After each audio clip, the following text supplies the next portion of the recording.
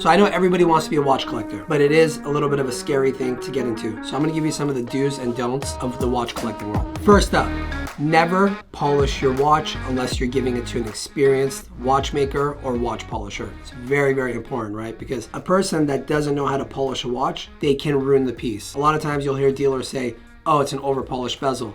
It's over-polished lugs. So brands like Rolex and AP, Cartiers, they have very certain criteria when they're polishing their watches and when they give you the finished product. Do you see the sharpness of those lugs right over there? The way it is? Only an experienced watchmaker or watch polisher, once he polishes that watch, will give you that same exact finish on the lugs, same exact finish on the bracelet, same exact finish and brush finish to make it a factory style. When you give it to a person that doesn't know how to polish a watch, he will round this whole lug out, he will round the whole bracelet out, and essentially he'll give you back your watch over polished, which will, at the end of the day, hurt the value of the watch. On APs, it's even worse, right? The screws on the bezel are one of the most important things. If you give it to a person that doesn't know how to polish the watch, when they polish it, don't forget, each time you polish a watch, you take a layer of gold, a layer of steel, a layer of anything that's on the watch. So when they're polishing it, if they over polish it, they'll eat so much of that gold or that steel that the screws will almost be on the same level as the bezel, which is not good. And when you're selling the watch and a dealer looks at it, he's gonna give you a lot less money if the bezel's over polished, the lugs are over polished, the bracelet's over polished, anything, right? Because then when they're selling it, they're also gonna get less money too. So like, let's say a watch like this, for instance, right? If somebody brought it in with an over polished bezel, over polished bracelet, everything, I would hit it for around $10,000 less, maybe even more, depending on the market conditions. So look, I've seen a lot of disasters with self-polishing kits. I saw one guy, one time he brought me a white gold Daytona with a blue dial. Beautiful watch, 2021, he got one of those cloths and he just kept rubbing and rubbing and rubbing. And he almost took this whole layer off. And when the watch was supposed to be matte on the outside, he made the whole thing shiny. We literally had to take the watch in. It took us a few weeks to do it. We polished it out, we made it perfect for him, but it still wasn't like factory finish. So whenever you're doing them, look, if you want to grab a cloth and you have a light hairline or something like that over there and you just want to take it out, by all means do it, but it's not something that you should be doing on a daily, and it's something you should be really, really, really cautious about. It's okay to wear the watch with a little bit of scratches. Only polish a watch every couple years when it gets to the point when visually you're not liking it anymore. Now, one of the main questions we get asked when buying a watch, how often do I service it? The standard is about every 4 to 5 years to service a watch, right? You want to lube it up, you want to get the movements going, you want to get everything checked out. So my recommendation is always 4 to 5 years. But look, I have clients that wear the watch for 10, 15, 20 years and they never service it and it works perfectly fine. You can kind of be the judge of it, but the recommendation is every 4 to 5 years you should be getting your watch checked, serviced, and almost like a tune-up to a car. Now, everybody has different wrist sizes, right? So a lot of people are always worried when they're buying a watch to get the correct wrist size on the piece. Look, depending on the brand that you're buying, all watches feel different. A 40mm Panerai will look smaller than a 40mm Submariner because of the way that the watch is designed, the bezel, the crown. A Hublot, for instance, right? A 41mm Hublot is tiny, it's a women's size. The men's size is a 44. But you go into a Yachtmaster 2 44mm, the watch is gonna be big. It's gonna feel big because of the strap, the bracelet. There's so many things that go into it. So what I always say is pick the brand you like first, come into Happy Jewelers, try it on, make sure you're liking the 40mm.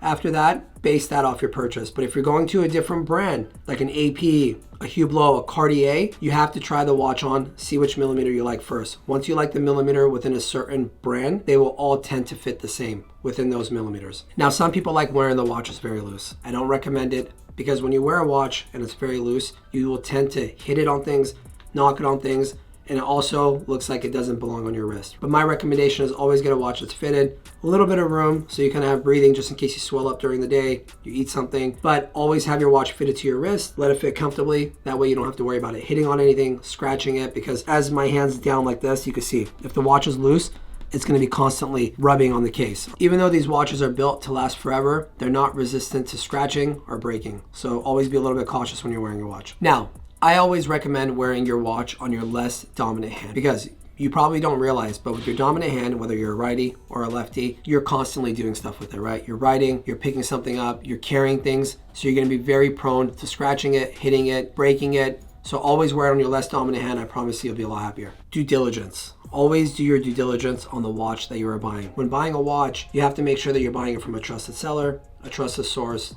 Don't go into a random place and buy a watch you can get taken advantage of very, very easily.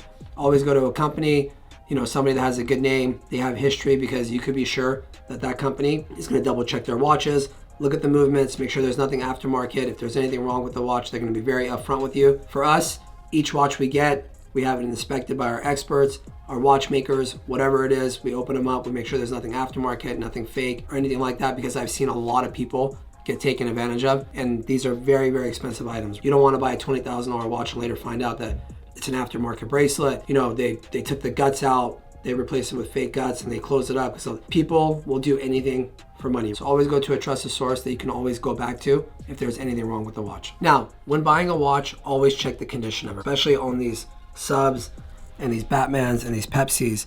One of the most important parts when buying it you have to look into is the actual insert itself. If these inserts chip or crack, which they do because they're ceramic, it's a very expensive fix and it's a very difficult fix. Only a company like Rolex is going to be able to take care of it. It's very, very rare for a repair or a service center to have an extra bezel or anything like that. When you know what happens when you send it to Rolex for repairs like that. They're going to make you overhaul it, they're going to make you polish it, they're going to make you do everything to it. So when buying a watch like this, let's say the whole world is asking whatever $17,000, $18,000 for it, and you find it for $2,000 or $1,500 cheaper because of the chip bezel or the dial has damage. Remember, it's going to cost you a lot of money to get that watch fixed, and it's going to take about probably 3 to 5 months to get back. So in my opinion, check the condition, do your due diligence on that, and get a watch that's in perfect condition. And now going into box and papers, right? Box and papers are important. It's not a deal killer, but if you're buying it from a reliable source, if it doesn't have papers, obviously make sure that you get the discount on it. Papers for a Rolex, GMT, Hulk, or anything like that will vary anywhere from the $1,000 to $2,000 difference. If the market on a watch is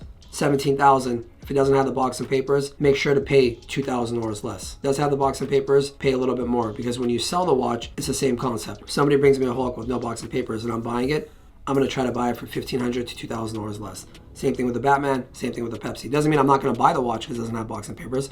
I'm still going to buy it, but I'm going to buy it for less. So box and papers are very, very important. And if you're buying the watch, please don't lose the box and papers. I'm begging you from the bottom of my heart.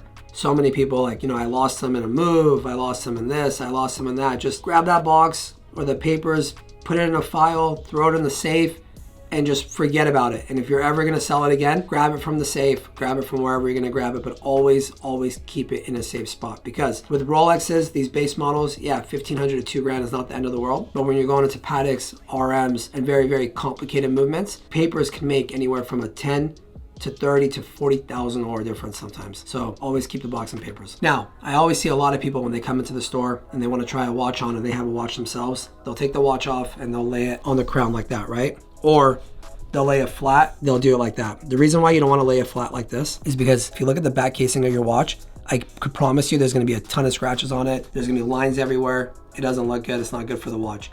Whenever you're taking your watch off, always lay it on the flat side of the case, right over here, and just set it down like that. Don't lay it on the crown. You don't want to damage the crown. There's no reason for it. Lay it on that side. If you lay it on the crown too, you always have the risk of it wobbling. Someone's gonna knock it over. It's gonna fall. Lay it down very nicely like that and you'll be fine. And also lay it on a smooth surface like that, right? Don't lay it on granite or anything like that, because each time you lay it on granite, imagine, right, you're hitting it and you're putting a scratch on it. A lot of people like wearing bracelets. You know what, if that's your thing, go for it. But each time you wear it and you're rubbing that thing like that, you're taking steel or gold or whatever it is off that watch. And as years and years and years go by, it's gonna essentially dent the watch. If you like it, do it, but just realize you're losing a lot of value in the long run, because the next person that's gonna buy that watch is gonna have to spend a lot of money polishing and fixing it. The last and probably one of the most important things about the do's and don'ts of your watch is do not overwind it. A lot of people will try to overwind their watch and it's not good. So let's say on a Rolex like this, right? We got the Hulk. So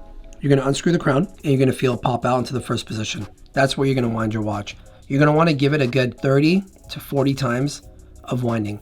Once you're done with that 30, 40 times, stop winding the watch. Because as you wind that watch, you will feel the crown actually stiffen up and it'll almost feel like you can't really wind it anymore. The minute you feel that, stop winding it. A lot of people will overwind the watch and they'll essentially break the winding and the movement on it, and it's gonna cost you a lot of money to fix it. If it happens, look, it's not the end of the world. It's a fixable issue. It's an easy thing to avoid. Just please don't do it. Now, there's some watches that actually give you the visual power reserve, which is a complication, but Rolex models like this will not give you that. So the minute you feel that resistance, let go, stop winding it, or just do it 30 to 40 times and you're fine. All right, guys, that's my do's and don'ts of watch collecting. Please comment down below what you think and if you think I missed anything.